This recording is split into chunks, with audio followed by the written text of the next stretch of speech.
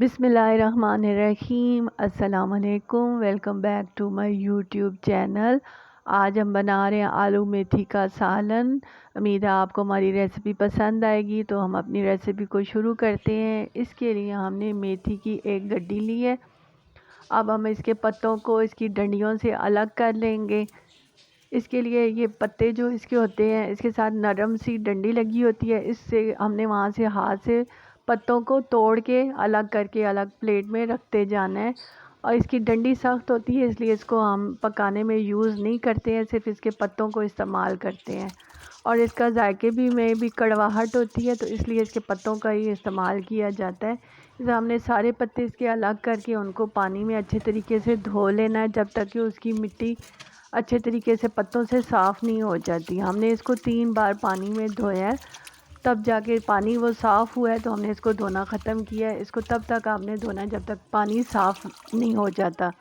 जब आप मेथी के पत्ते निकालेंगे तो पानी पीछे साफ़ हो, तो इसका मतलब आपकी मेथी के पत्ते अच्छे तरीके से धुल गए हैं।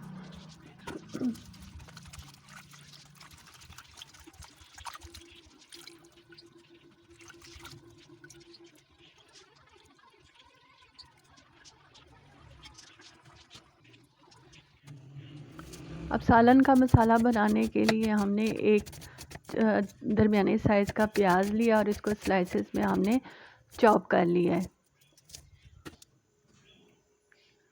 कुकिंग ऑयल हम 3/4 कप लेंगे। इसमें हम ज़ीरा 1 टीस्पून, दालचीनी के ये छोटे छोटे 3 एक टुकड़े हैं, और सब्ज़ इलायची है 2 अदद। उसको हमने खोल लिया ताकि उसके दाने बीच में हो जाएं। तो इसको हमने ऑयल में डाल के, हल्का सा ऑयल गर्म हुआ है तो उसके साथ ही हमने प्याज भी इसमें शामिल कर दिए हैं। प्याज को हमने जब तक वो वाइटिश थोड़े से सॉफ्ट करने हैं, नरम नहीं हो जाते, इतनी देर हमने इसको फ्राई करना है। ये हमने 1 केजी अंदाजे से आलू लिए हैं। इसमें आलू थोड़े ज़्यादा डलेंगे। आलू को हमने छील लिया और इस तरह इसको छोटे छोटे क्यूब्स में हमने इसको काट लेना है। ये साइज़ में हमने इसको काटा है। इसमें आलू की क्वांटिटी थोड़ी ज़्यादा डलेगी, क्योंकि मेथी तो पक के थोड़ी सी हो जाती है। तो ये हमने सारे आलू काट लिए और इनको धोल के पानी में भिगो के रख दिया है। ये मेथी के जो धुले हुए अब पत्ते हैं, इनको भी हम अब बारीक बारीक चॉप करके रख लेंगे।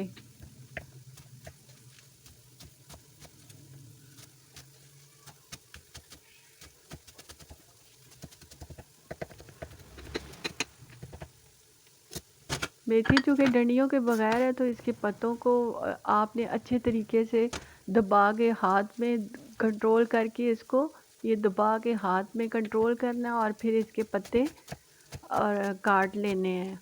और एहतियात से अपनी फिंगर्स को आहिस्ता आहिस्ता बचा के पीछे करना है और इस तरह एहतियात से पत्तों को काट लेना है। प्याज हल्के से लाइट कलर के अभी ब्राउन होने शुरू हुए हैं, तो इसके साथ हम आलू कटे हुए शामिल कर देंगे।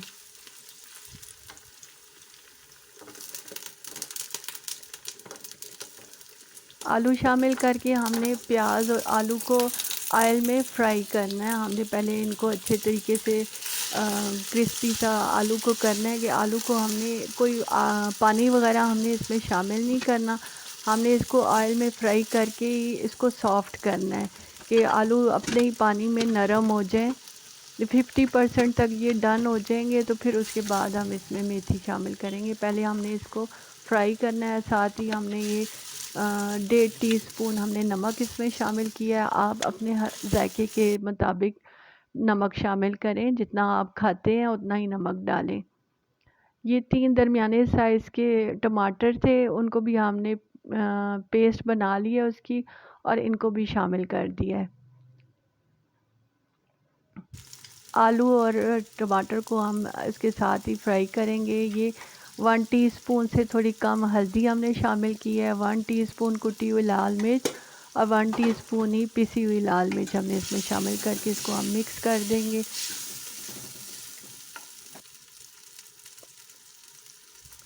1.5 टीस्पून इसमें पिसा हुआ हमने धनिया शामिल किया है।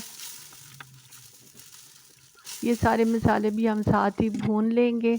इसमें हमने कोई पानी नहीं डाला है। फिर हमने ढक्कन लगा के 5 मिनट के बाद हमने उसको चम्मच चलाया है ताकि वो नीचे से लगे नहीं और ताकि वो अपनी स्टीम में गल जाए। आलू को हमने 15-1 मिनट इसी तरह पकाया है। इसके बाद हमने इसमें मेथी शामिल कर दी है। 50% तक आलू जब डन हुए हैं, 60% तक जब वो थोड़े सॉफ्ट हुए हैं तो फिर हमने मेथी को शामिल किया है और मेथी को भी इसके साथ अच्छे तरीके से मिक्स करने के बाद फिर हम उसको दम वाली आग पे उसको 10-1 मिनट के लिए रखेंगे ताकि मेथी भी सॉफ्ट हो जाए।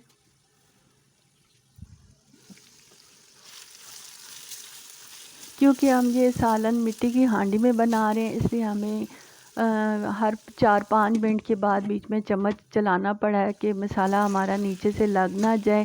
लेकिन अगर आप किसी और बर्तन में, नॉन स्टिक पैन या किसी एलुमिनियम के बर्तन में पका रहे हैं तो आपको इतनी टेंशन की ज़रूरत नहीं है। आप हल्की आंच पे उसको दम वाली आग पे 10 से 15 मिनट के लिए रख दें तो यह आपका सालन तैयार हो जाएगा। अब हमारा ये सालन तैयार हो गया है, इसने ऑयल भी छोड़ दिया है तो फ्लेम अब हम ऑफ़ कर देंगे और इसको डिश आउट कर लेंगे।